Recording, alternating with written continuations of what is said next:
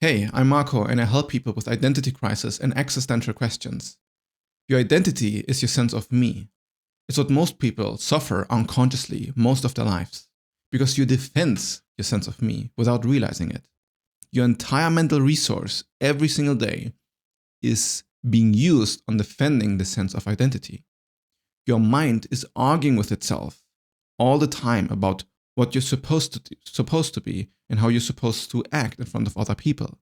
You do so in subtle ways that might really not be obvious to you, but you're always justifying who you are. You need to explain yourself constantly to other people in order to be accepted or feel worthy. And it's because other people are judging you, often indirectly, and you just need to infer it. Society molds people and shapes people in this way. When you feel like other people think poorly of you, or just different than how you see yourself, you suffer. But your identity isn't something you chose, it's constructed. And you aren't consulted in this construction process at all. There's so many factors that make you who you are, and you're not consciously aware of it. You know a lot of facts, but it's just in the background of your mind, and it's not how it feels like to be you. You take ownership of your identity as if it is you who built it. Most our mental frustration with life or society about not being where we think we should be or where society should be comes from defending this identity that you never really agree to. It's the primary limitation of your life, but it's also what determines how your entire life is going to look like. I will go into the specific details about how this construction works, how almost all of your mind is created without your consent, how it controls your entire sense of identity and makes you behave in ways that you think are like you, but is actually just clever manipulation that has accumulated over many, many years. And the deep nature of this construction needs to be understood in order to become free from it. Part 1, the biological layer. You are born as a body, but you have not chosen your body. Your talents, interests, and overall temperament is highly influenced by your genetics. For example, I was very high in openness and very philosophical since I was a kid. It was just how I was born.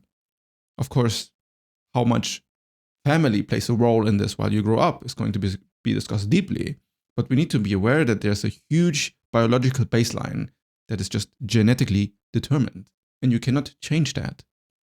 I personally was also very slow as a kid. Like, I got put into a special reading group for kids that needed some extra help in school. Especially my math and my writing were horrible. Also, growing older, I never really felt comfortable in school. I always felt like I am behind other kids, like I just need more time for homework and we're just thinking slower. And as a kid, you already start to think that you are the problem. You don't think that's just part of your biology or just how your mind is made up.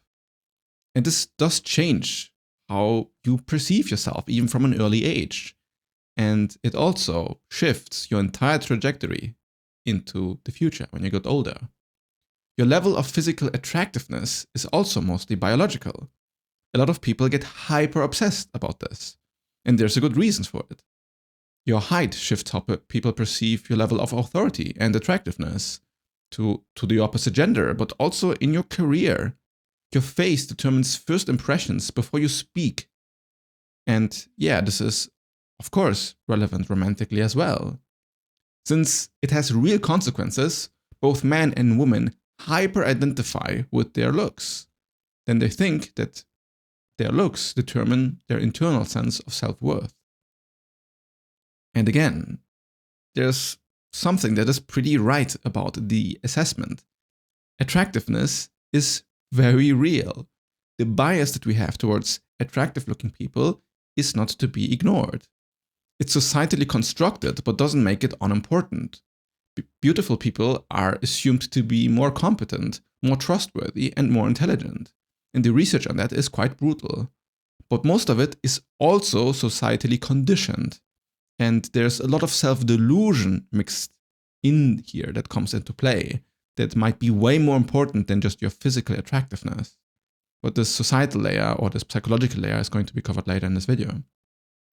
But underneath, there's just a nervous system that has a biological rhythm.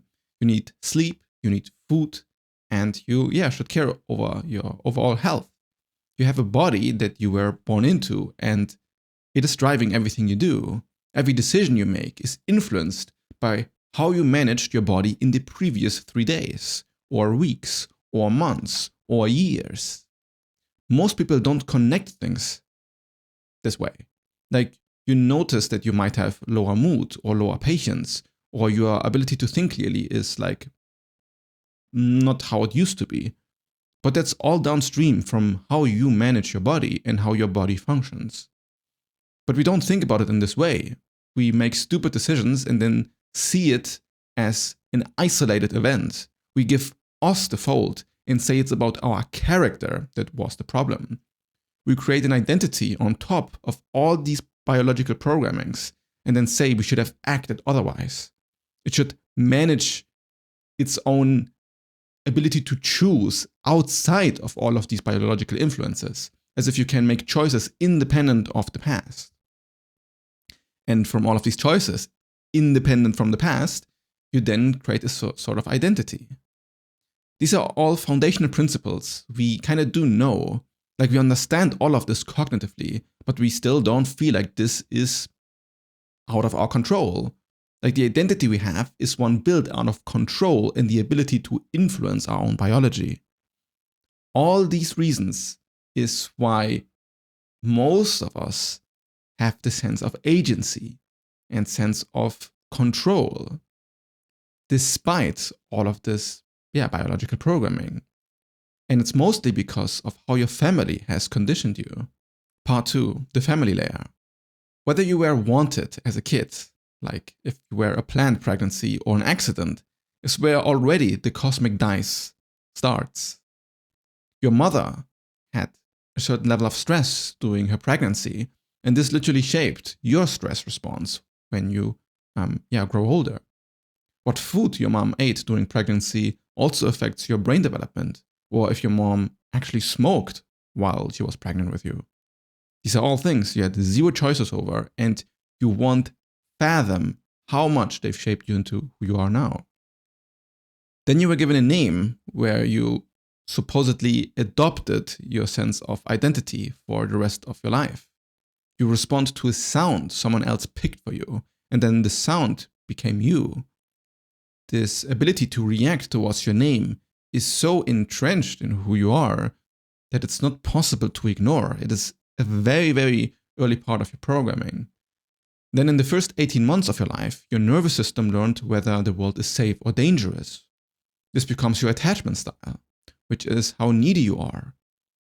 Are you secure in relationships, or are you anxious and that you feel like they might leave you? Or are you avoidant that you don't even want to engage with people and you just prefer to move problems out of the way? This was entirely the responsibility of your parents. And then these patterns run in the background of every single relationship you'll ever have. And also the relationship you will have to your kids. And the relationship those kids will have to their future wife. The patterns pass forward towards generations, whether we are consciously aware of them or not. Then there's the family mythology. You absorb the values of your parents, and you can't really question them when you're too young, because your own survival was dependent on it. Your parents had all the authority over you, all the sense of security, all the sense of love and kindness, and all the resources you needed to actually feel safe. So you needed to comply with whatever value systems your parents gave you. Then growing older, the identity really starts to form, and your family's relationship to you becomes like the baseline of all relationships. Family narratives about if you are smart or difficult or responsible are assigned to you. It's like you get assigned a role within the family, and then you are kind of forced into believing it, because if other people see me this way and they're so close to me, then whatever they see in me must be reality. So if they see somebody who's very intelligent, then I must be like some sort of genius. Or if they see something that is worthless, that got abandoned, well, it's going to be internalized very deeply in the mind. You likely adopted these things for a while, like whatever narratives your parents gave you. But you might then also have had a phase when you grew up and rebelled against them. Then you had a phase of rejection towards all of these ideas that were programmed into you. And there you get a sense of autonomy and self-determination. For me, it was becoming an atheist and like a hyper-rationalist that made me feel like I was finally coming to myself as a teen. I was just very focused on science and logic, rejecting the Christian belief that I had before. But even that rejection was shaped by my parents that I was reacting to. So from a cynical point of view, you might say that all your parents really try to do is mold you into their own value system. And if you had parents who let you discover your own value system for yourself and supported you in that process, well, then of course you can count yourself lucky. And in my case, I would also count myself relatively lucky, as it wasn't imposed. There were just a lot of arguments to be had, a lot of fights. But some people don't get this luxury at all. Some people get so hardcore indoctrinated that even when they grow older, fighting against what their parents' beliefs means the destruction of the relationship forever. What was speakable in your family versus what was unspeakable also shaped you enormously, like the amount of topics in your head that you think are comfortable or interesting to explore. Some families talk about feelings and others just don't. You can imagine that this changes your entire relationship with yourself and everybody else. Some families discuss money openly, others treat it as a shameful topic. Then there are other topics, of course, like sexuality that shape how you relate to, intimate relationships in the future. So the more open your environment was, the more open your mind tended to be. Or again, you might have had an inverse reaction and just rebelled against the hippie nature of your parents. Like you basically observed everything that was bad about your environment and then flipped whatever they believed on its head. So you become the polar opposite of the value system of your parents.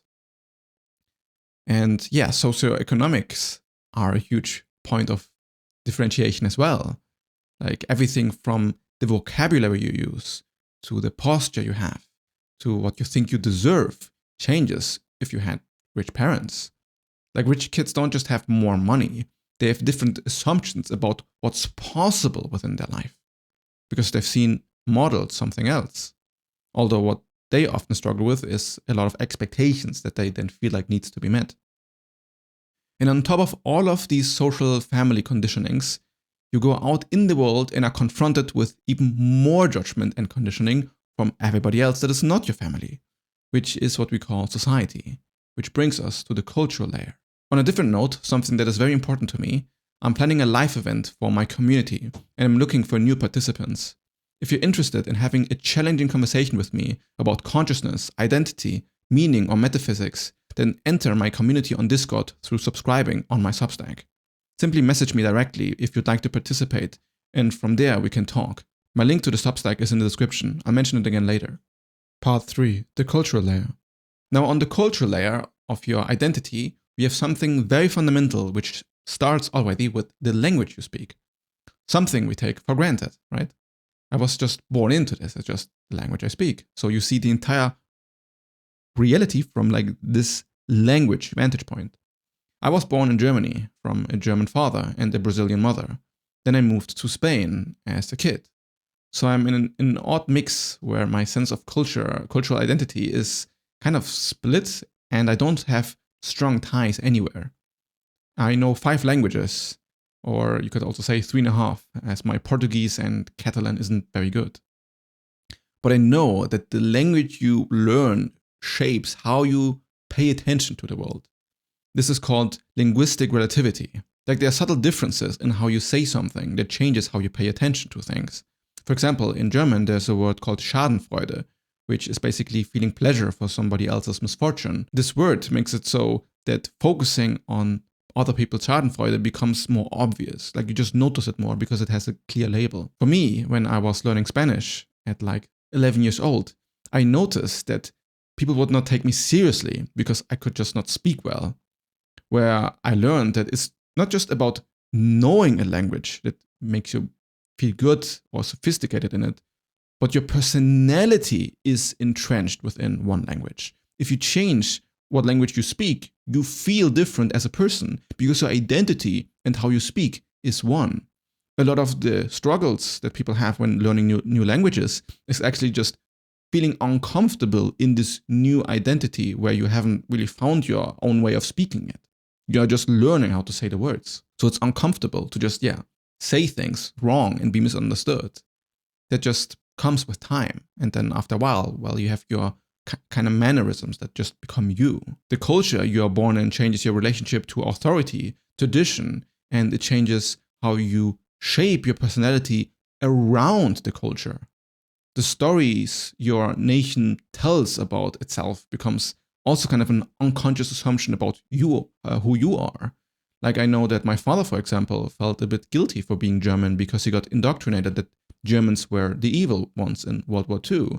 And now this sting of national pride or like anti-national pride got kind of entrenched in him. Like he was never proud about being German. And I know a few other Germans that feel the same. I don't care. I like being German. The idea of the American dream, for example, is also something that shaped many generations. Germans are often seen to be more cold and calculated, and Brazilians are often seen as more happy and free-spirited. And these aren't just assumptions. Like there's something about the culture that gives people this tendency. Then there are also religions, of course, that shape your epistemological foundation. Epistemology is the study of what you know or what, you think you can be certain of. It's like your foundational reality. And that's why the identity is so strong with religious beliefs because, they are our most fundamental way of perception. But you also know that if you were born in a different country, you would be part of a different religion. Pretending there's some free choice in choosing the epistemological belief is kind of silly. Then we also take it completely for granted in which cultural age we have been born in. Born in the early 90s, 1900s, or in the early 2000s, and you have a completely different relationship to technology, to your own sexuality, and even how you process information. You think you have your own political views on gender or your own views on relationships and work. But a lot of these views barely existed 100 years ago. When you watch a music video from like Dua Lipa or Rihanna, your entire cultural context shapes your opinion about if you like this or not. And a lot of these songs, or the way modern artists present themselves, weren't even possible 100 years ago. Like 100 years ago was 1926, which was when women just gained the right to vote. The level of individual creative agency, sexual expression, and cultural influences were incompatible with what we know nowadays. Most modern music would be seen as utterly foreign and be silenced and suppressed by the cultural standards of the time, and it would likely be part of that standard. And then there are specific culturally relevant individuals like Madonna, and they really change how the entire culture evolves and get a perception of the zeitgeist. Madonna is, of course, just one example. You could bring up so many. But they really changed every output of every artist that came after. And we don't see it anymore, but everybody is influenced by, previous cultural art. And I find being aware of such things can also increase appreciation for all sorts of art. How much political, cultural, and societal transformation has had to happen so that we could, enjoy the things that we enjoy today. We take all of this for granted. You're also a node in a historical network, and you're shaping the lives of future generations in ways that you're not really aware or conscious of. And within this odd network, so many cultural relationships influence the perception of everybody else. Like we all are programmed by all our social conditionings and then projected onto other people. And this is where you find the social layer. Part 4, the social layer. Adolescence is when your friends' values become your values. You adopted music tastes, political views, beliefs, speech patterns, all from your social circle. But society also likes to impose a sense of agency here. Like the people you happen to be around and like during your identity formation become influences that for other people you are choosing. But in actuality, it's much more that you are like drawn towards other people. Like you are naturally drawn to certain friends or to certain environments because of your previous biological or cultural conditioning, especially how your friends, your family treated you. This way, society kind of puts blame on you for your own influences, like for your own bad influences. You are trained to kind of care about metrics, like what grades did you have in school, how many followers do you have, how much salary did you earn this year, how attractive are you according to some arbitrary score. These feel like objective measures of worth. So much so that the entire identity is obsessed over numbers and evaluations, or also labels. Like the extent of obsession people can have for numbered metrics is off the charts. Some are more conscious and aware of this need for higher numbers in their bank account, and some have surrendered their entire life to the judgment of other people's opinion of themselves. Through social media, we have curated like a certain algorithm so that we start to believe in our own curation. We have systemized ourselves into algorithms of validation. Likes and comments become feedback loops to gather more information to how we can be seen better by others, how we can increase the amount of attention that we receive so we feel more worthy. It's like you become your own propaganda machine and you yourself start to dictate what you're supposed to be through how you present yourself in social media or just when you are out there with friends. It doesn't need to be digital. And then everybody compares and feels kind of off about themselves because you can always find somebody else that doesn't have something that you have. It's creating this sense of self-value that is always insufficient because you can always compare it with another person. You discover who you are through others' reactions to you. But their reactions are based on their projections from their own influences. You don't see what another person really is like. You see your interpretation of what you think the other person is like. And we judge ourselves all the time from our own filtered perspective.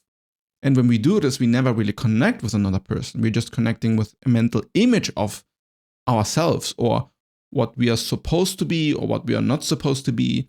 It is a very deep distortion that happens on a societal scale. If you care a lot about your physical appearance, for example, or your looks, and then somebody says something like, I don't think I look so great today, like I think my clothes are kind of suck or whatever, you will interpret this as if this person is like very sad right now or very unsatisfied with themselves.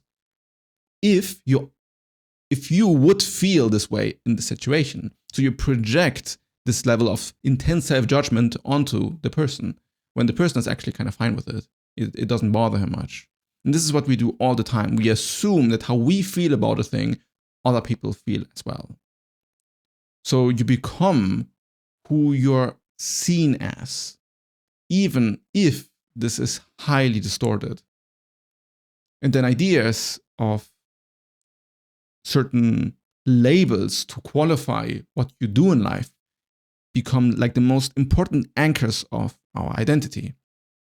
I'm a lawyer, I'm an artist, I'm an entrepreneur, or I am unemployed. For whatever reason you find yourself in a certain career, And then it becomes the biggest part of your social identity. People can ask you what you do, and they will immediately assess your social hierarchy, or like the position in your social hierarchy, depending on how much money your career makes, how skillful you are in it, or what they assume about how skillful you are in it, and what social connections you might have because of your career. Your professions shape your thinking patterns, your social circle, your daily rhythms, and eventually it feels like who you really are. So if you lose your job, it hurts more than just financially. It can feel like a divorce or some identity that gets disrupted, because it's not just about if we enjoy our work, but how do others think about us having this job or career.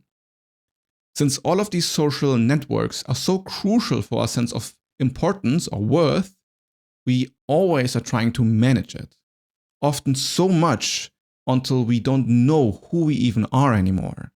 We suppress our emotions, we suppress our desires, we suppress our real authentic will, also that we can fit and don't get rejected from our social group or just society overall, or our parents. All these socioeconomic influences create a relationship to yourself that you spend most of the time thinking about with yourself.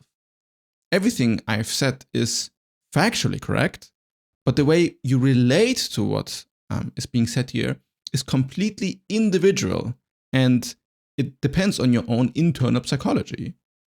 You are a ball of biases and belief systems, all there to manage and protect you from everything that has been talked about so far. All your identity is really a defense mechanism. Then you take the defense mechanism and think this is who you really are, and then can't stop thinking about it. Part 5, the psychological layer, how the system maintains itself. Once you've gathered a certain identity, and once the sense of self has solidified, all you do is try to reinforce it. You seek evidence from other people that confirm how you see yourself, or how you want to see yourself.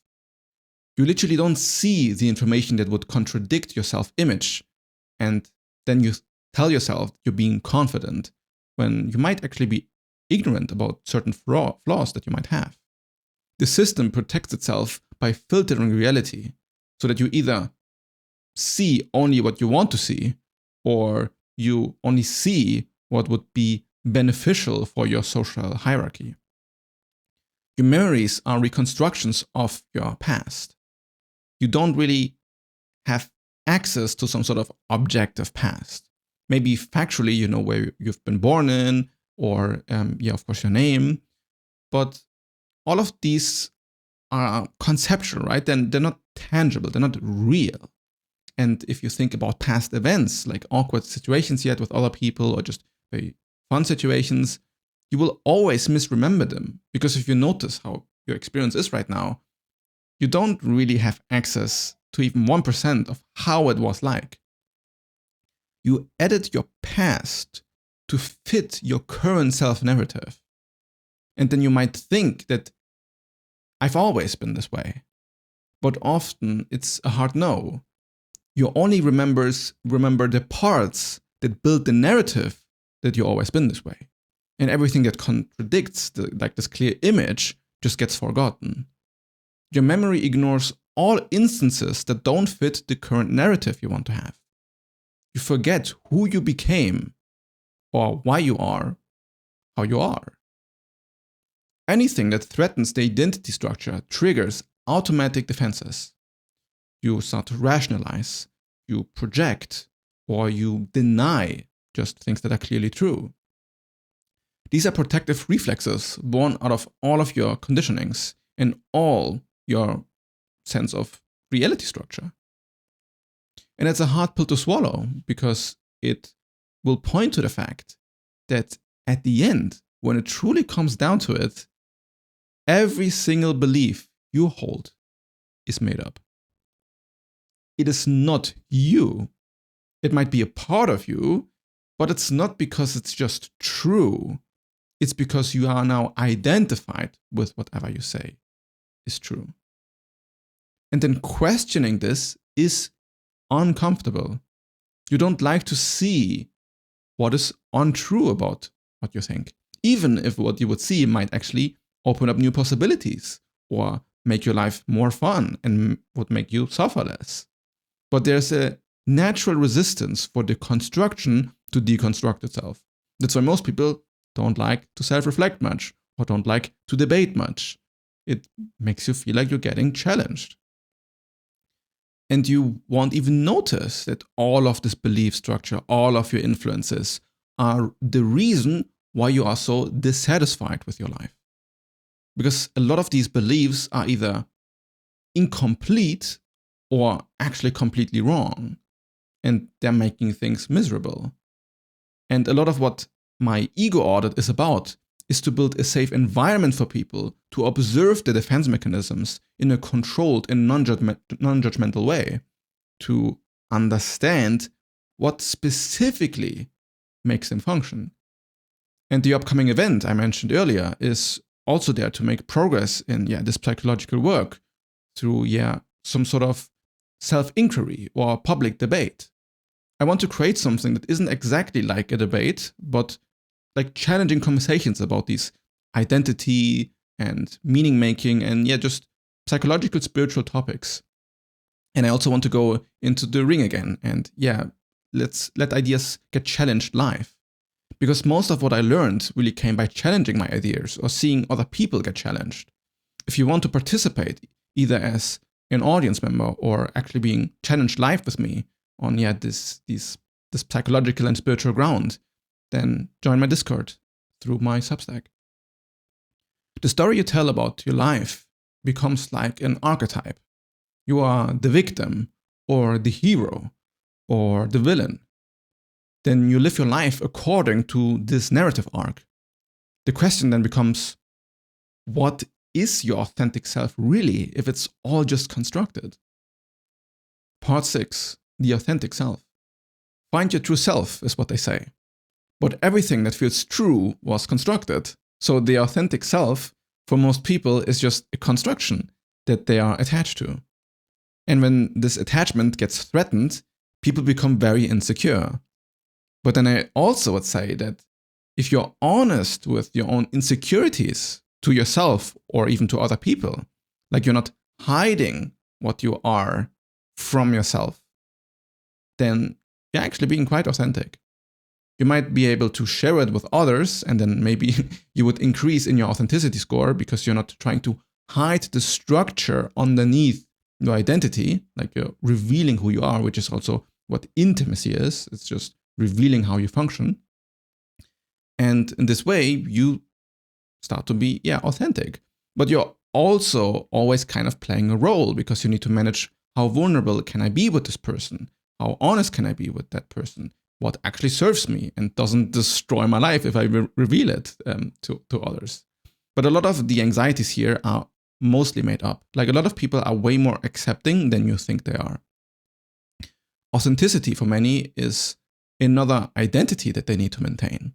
Like I also always wanted to be seen as an authentic person. My first YouTube video actually was contemplating while I was recording about the nature of authenticity.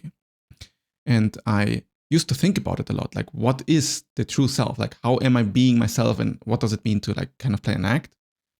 And there's like a virtuous goal here, right? You want to aim to break through whatever has conditioned you. Like you want to be yourself without all the narratives that have been put upon you.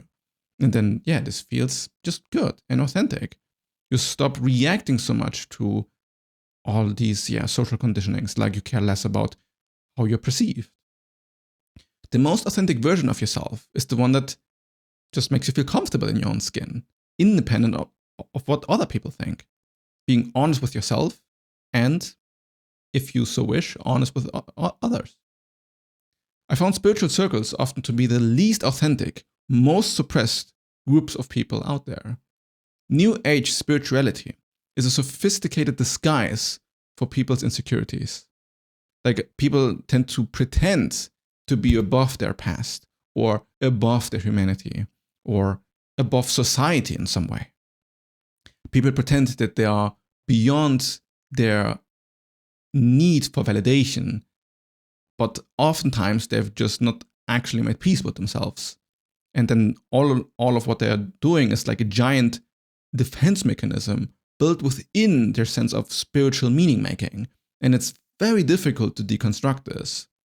That's the fundamental dishonesty that kind of corrupts most of these spiritual circles, and then just like a virus infests because everybody in these spiritual societies just builds it up. Like now it's not about how much money you have, but it's about how happy you are and how compassionate you are. And then showing this compassion is a way to build up your status. And this is where then the inauthenticity kind of corrupts also, spiritual communities. This is certain sliminess and manipulation constantly going on, wanting to be seen as very aware or very, woke or whatever. But if somebody never admits fault, relativizes other people's suffering, and says that everything is just love and light all the time, they are likely being very dishonest with you. But if you're somebody who likes to suppress things, you might notice that from there just spawns like a fake confidence. Like you can pretend to be confident, but it's because you're actually insecure. Arrogance often is exactly that. You're being arrogant because you're suppressing the unconfidence underneath. And a lot of people who also want to be more confident then get attracted to arrogant people because they feel like they have what they actually need, when it's actually their own lack of confidence that is making them be drawn to these arrogant people. So they've become very, very good at just masking everything, which is a big danger because these people are very good at manipulating. So real psychological development is about consistently be willing to be proven wrong, to stop believing in any conceptualization of your own identity and look to what is underneath. Part 7, underneath deconstruction.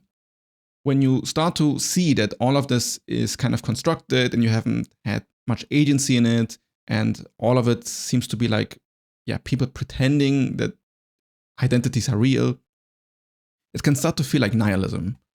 And it isn't. It doesn't mean that your identity is meaningless and nothing of it matters. I would say much the opposite. Just look how complex it is what we're talking about here. Like how much goes into what an identity is. It's a self-organizing system that the mind creates, which is highly intelligent. But ultimately, it's still a system created by the mind. It's not real out there in nature. It's societal and mentally constructed. And when you look underneath and start to deconstruct it, you start to see that it's only real as far as in you thinking it is real. You don't have to defend yourself when somebody judges you. You don't have to believe in the self-image that other people are imposing onto you. And you also don't have to adopt anybody's belief system in order to be accepted.